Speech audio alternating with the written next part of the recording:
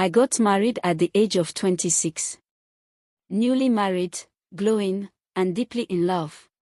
My name is Clara, a proud Gen Z lady who believed marriage was supposed to feel like peace. I married Ethan, handsome, wealthy, gentle. A man who never raised his voice. A man who treated me like gold. Ethan spoiled me. Vacations. Designer bags. Late-night laughter. "Let's go to the village for Christmas," Ethan said one evening. "My mom will be happy." I smiled. A new wife meeting her mother-in-law properly. I was excited. The village welcomed us warmly. Drums. Smiles.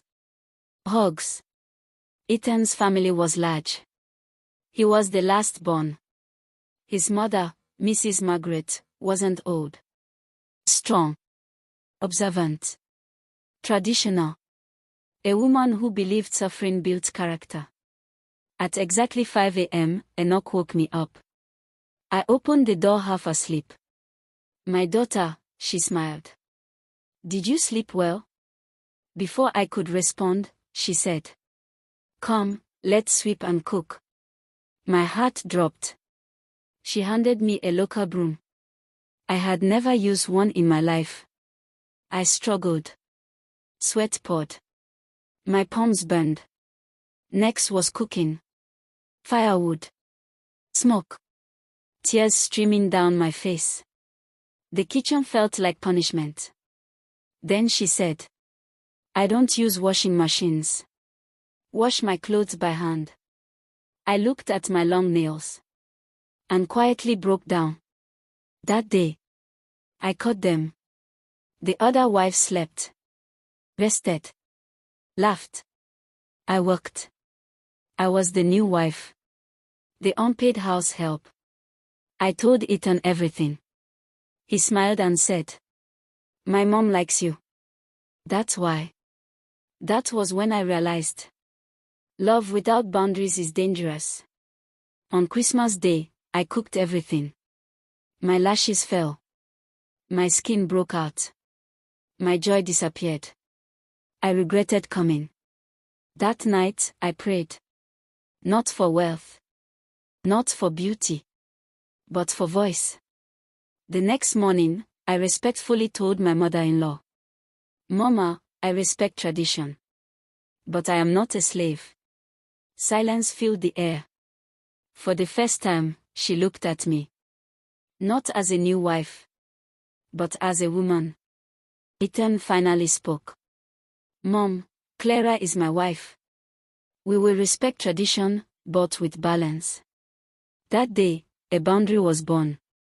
The morning after I prayed for strength, I woke up differently. Not angry. Not scared. Just tired of pretending I was okay.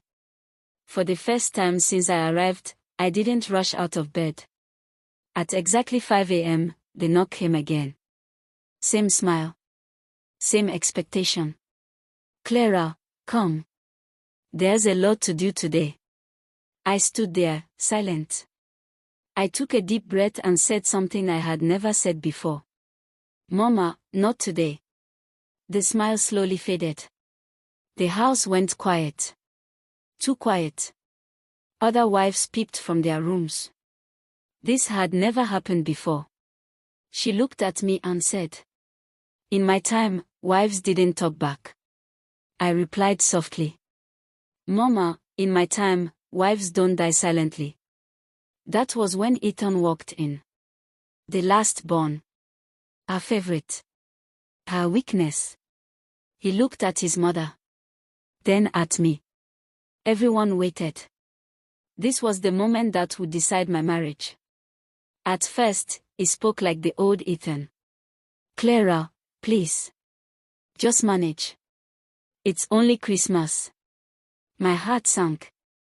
Something broke inside me. I said, "I didn't marry into suffering. I married into partnership." Tears filled my eyes, but my voice stayed strong. Then his mother said something no one expected. "I trained you like this because this is how I was trained when I newly got married by my in-laws. The room froze. For the first time, I didn't see a wicked woman. I saw a wounded one. Pain passed down, disguised as tradition. Ethan knelt beside his mother. "Mom. Clara is not your replacement. She is my wife." His voice shook. That morning, Ethan spoke clearly. "No one wakes my wife at 5 a.m. Chores will be shared. Machines will be used." Not everyone was happy. Some wives whispered. But peace doesn't need approval. The next morning, I woke up at 8 a.m. No knocks. No shouting. Just peace. Later that day, I saw her use the washing machine. She didn't say anything. But I smiled. That Christmas evening felt lighter. Food cooked together. Laughter returned. No tears in the smoke. That night, Ethan apologized. "I didn't know loving my mom meant losing you." I held his hand. "I didn't lose my soft life. I protected it. And I didn't break tradition. I refined it." But just when I thought peace had come, a family meeting was called.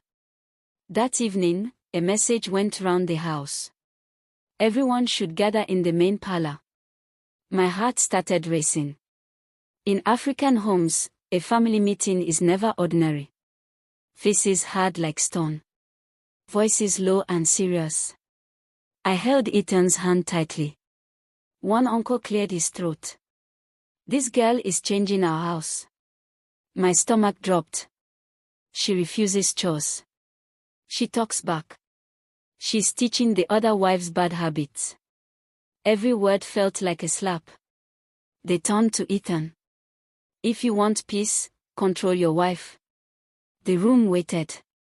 This was the moment tradition expected him to choose. His mother. Or his wife. I closed my eyes. Whatever he chose, I would respect myself. Ethan stood up slowly. "My wife is not the problem." Gasps filled the room. I watched my mother suffer. I watched my sisters-in-law suffer. I refused to let my wife suffer. Silence followed. For years, I said yes to avoid conflict.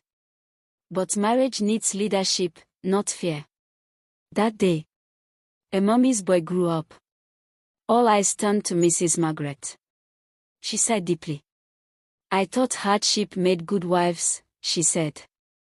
"But all it did was break us." Her voice cracked. Respect should not feel like punishment. The elders shifted uncomfortably. The head elder spoke. "Let the young man lead his home." Just like that, the verdict changed. That night, I cried in Ethan's arms. Not tears of pain, but relief. The next morning, the house felt lighter. No fear. No tension. Just family. My mother-in-law knocked softly. Not at 5 a.m. At 9. She said, "Teach me your ways, maybe it's time I rest." I smiled through tears. When we returned to the city, I wasn't the same girl. I was a wife with a voice. Marriage is not silence. Tradition is not suffering. Love must protect, not pleased.